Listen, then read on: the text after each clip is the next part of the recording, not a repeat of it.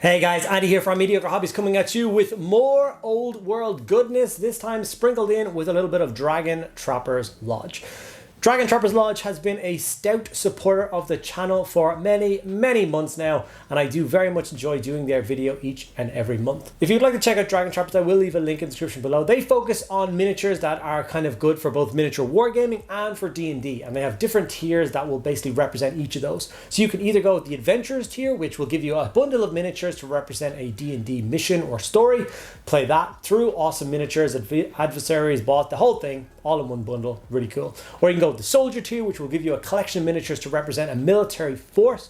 Usually these are spread out across 3 months, so by the end of the 3 months you will have quite a large collection and a beautiful army to make. This obviously has inclusive rules for things like one-page rules, and also stand in for other games like Warhammer the Old World, which is what I will be using the miniature that I'm going to be painting up today as. It's going to be a stand-in for a Mangler Squig in my Orcs and Goblins army, so I'm very excited to bring that to you guys. Okay, without further ado, let's jump in and paint up this awesome stand-in for a Squig.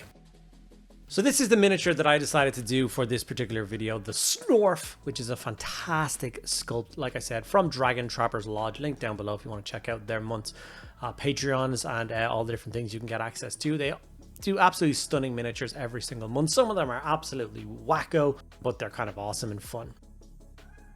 And when I did this video, you know, it kind of evolves. Like when I have to do a video for a company like these guys, like I can't just pick a random model and paint it up and talk about it because that won't get a lot of views.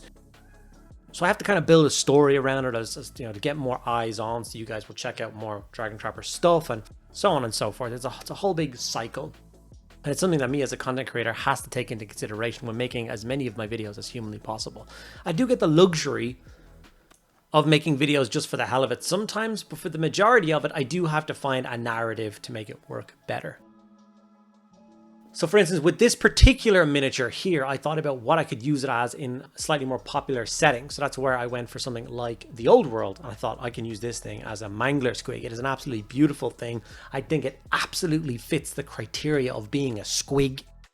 I think it'll resonate with a lot of people. They'll find it interesting and fun and all those kind of things. So that's why I decided on this miniature.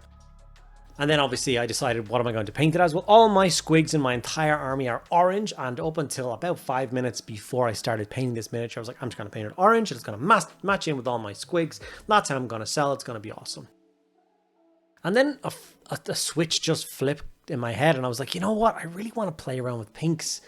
I really want to just play around with some, have some fun with it. And that's where I, of course, went and reached for basically my favorite range of paints, which is the Two Thin Coats range from Duncan Rhodes.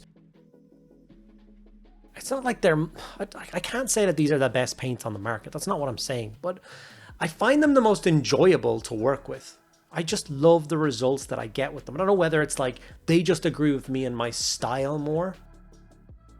And then all of a sudden I realized that the video I was making was for me. I was like, I picked this miniature for the joy of it. And then I picked the paints I wanted to use for my joy of it. And then I picked the colors I wanted to use for the joy of it. And I think sometimes it's extremely therapeutic to go down that route as a miniature painter. Painting for the joy of it. I know me. I am an army painter at heart. I paint miniatures to have completed armies, completed collections, full cabinets around me. That's where I get the joy, by looking around my studio and seeing all the armies painted up and looking well. The actual sitting down and painting each and every single miniature isn't exactly an enjoyable process. I'm not saying I don't enjoy it. It's just not my reason for doing it. I'm not like, yes, time to layer these 40 guys. This is going to be so much fun. But when I finished layering those 40 guys and I put them on the table in front of me, I get a huge sense of accomplishment. And it feels fantastic. But then sometimes you just have to paint for the hell of it. And that's what I'm doing here today. And I hope you guys will take that to heart. Think about a project that you've just done recently or at all for the hell of it. What miniature have you painted for the hell of it? What color scheme have you chosen for the hell of it? What paints? Whatever. If you haven't thought about that in a long time or at all ever, I challenge you to go out and do that. Go dig through your backlogs, your piles of shame, or go dig through, miniatures online from random companies or anything that might jump out at you, get your attention, something that you've always wanted to do but couldn't find the reason for it, and then take that reason and throw it out the window. Just go for it. pick an awesome model, pick an awesome range of paints, pick an awesome color scheme, and just do it. I cannot tell you the joy that you will get from having it. Maybe it'll go down horribly. You'll have that miniature that you've had on a pedestal for a long time and it has turned out awfully and you feel miserable. I hope that's not the case. I can't promise you're going to have a good time, but I know from my experience that I have had a good time. Even taking this miniature here, this guy, the Snorf. Like I said, I think it's a beautiful sculpt. And I got like 15% of the way into painting. I had to put in the purple contrast or the pink contrast all over his skin. I'd done the first layering stage, and then I was like, you know what? I don't know if I could get this miniature fully painted in this one day that I have to paint it. And I don't want to paint the body of it. I just love his big gnarly head, or her big gnarly head. My head, she's an adorable fluffy monster. And I was like, all right, it's my model. It's for the fun of it, for the hell of it, for me. I'm just going to paint the head of it on this video. So then I just changed tact.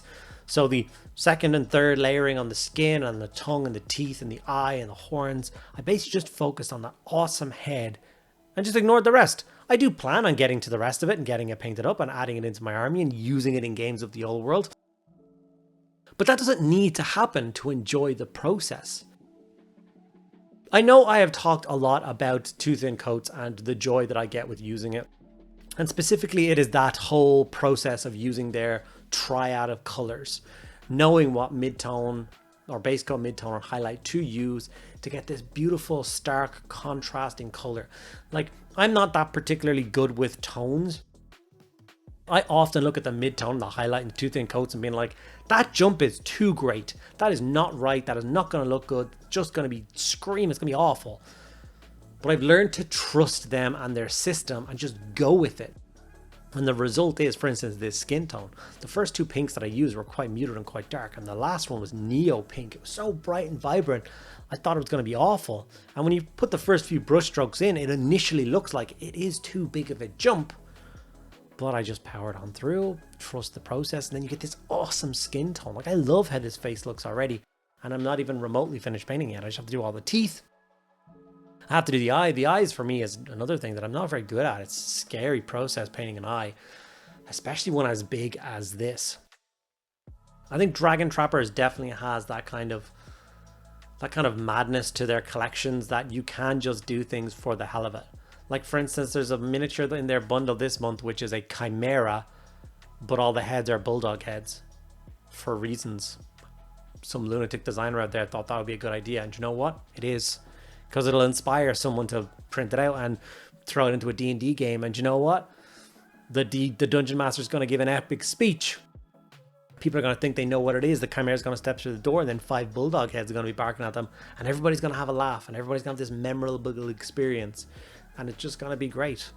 And that all comes from just going for it. Having fun with these bizarre miniatures and just doing what you want to do. I don't know whether you guys think I'm talking utter nonsense or whether this message has resonated with some people a little bit. I sure hope that it has. I think some of us take painting a little bit too serious sometimes, or we put a lot of pressure on ourselves, a lot of stress.